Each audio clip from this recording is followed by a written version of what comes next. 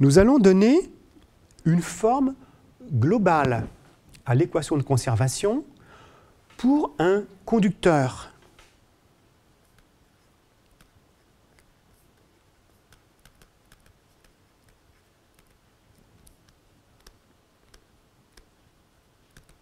Pour un conducteur de conductivité gamma connue.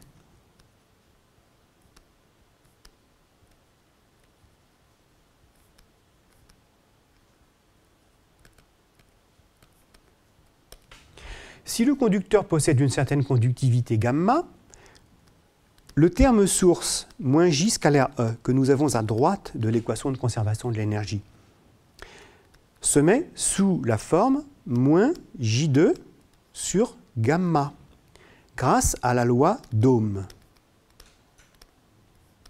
J égale gamma E. Ce terme source, vous constatez qu'il est négatif. Ah ben c'est normal, c'est de la perte par effet Joule. Donc c'est de la puissance qui est dégagée à l'intérieur de mon conducteur. Elle est perdue, effectivement, le conducteur chauffe. C'est de la puissance électrique qui est perdue. Imaginons que ce conducteur soit contenu dans un volume V fini, entouré par une surface que j'appelle S. Et reprenons l'équation de conservation de l'énergie électromagnétique. Elle s'écrit d sur dt de epsilon 0 E2 sur 2 plus B2 sur 2 mu 0 plus divergence de P égale moins J2 sur gamma, puisque j'ai remplacé S, le terme source, qui maintenant est un terme perte, par moins J2 sur gamma. Intégrons cette équation sur le volume du conducteur. Cette équation, elle est locale. Elle s'applique en un point x, y, z. Et maintenant, on va l'intégrer sur le volume complet du conducteur. Il faut donc prendre l'intégrale sur le volume de la densité d'énergie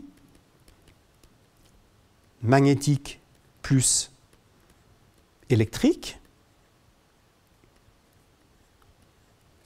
l'intégrale sur le volume de divergence de P, et ceci est égal à moins la puissance Joule. C'est la puissance Joule qui apparaît sur la droite. L'intégrale de J2 sur gamma sur l'ensemble du volume, c'est ce qu'on appelle la puissance Joule. Le second terme de l'équation peut se modifier grâce au théorème d'Ostrogradski.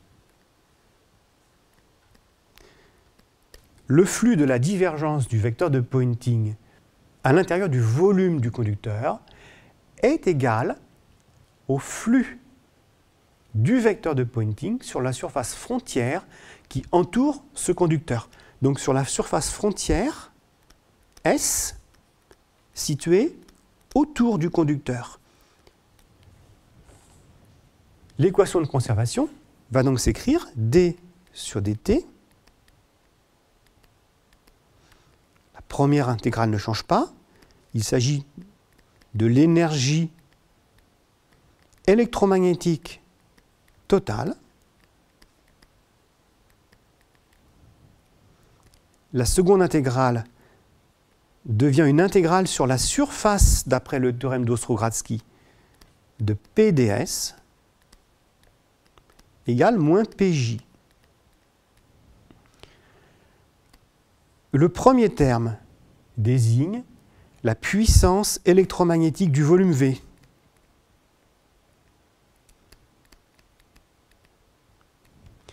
Le second terme désigne la perte ou les gains aux frontières.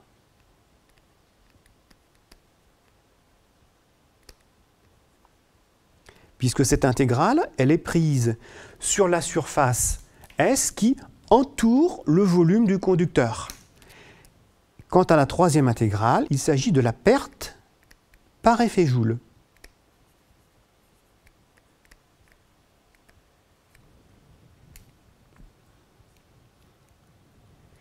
Alors nous allons commenter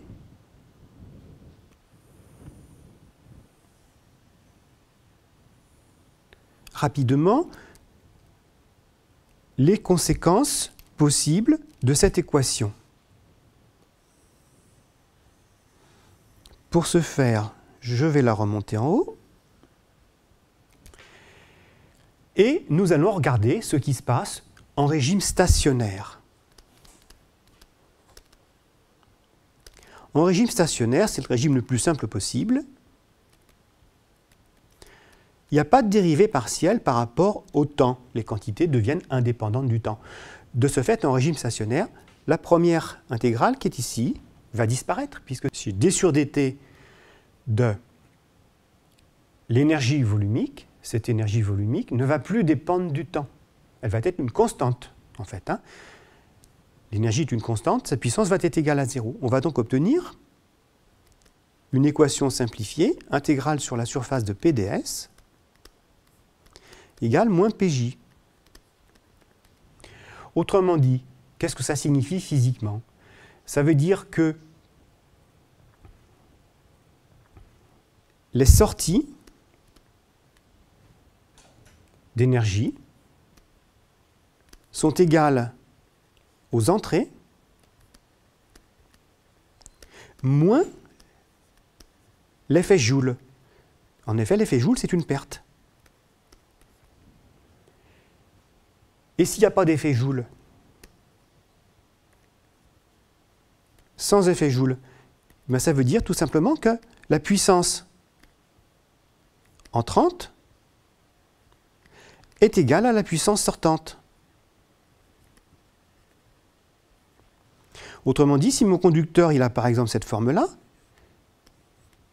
une surface d'entrée S1, une surface de sortie S2, eh bien l'équation de conservation me dit que P1 S1 égale P2 S2. C'est ce qu'on appelle la conservation du débit de l'énergie électromagnétique. Toute la puissance qui rentre dans le conducteur par la surface d'entrée S1 ressort de l'autre côté par la surface S2.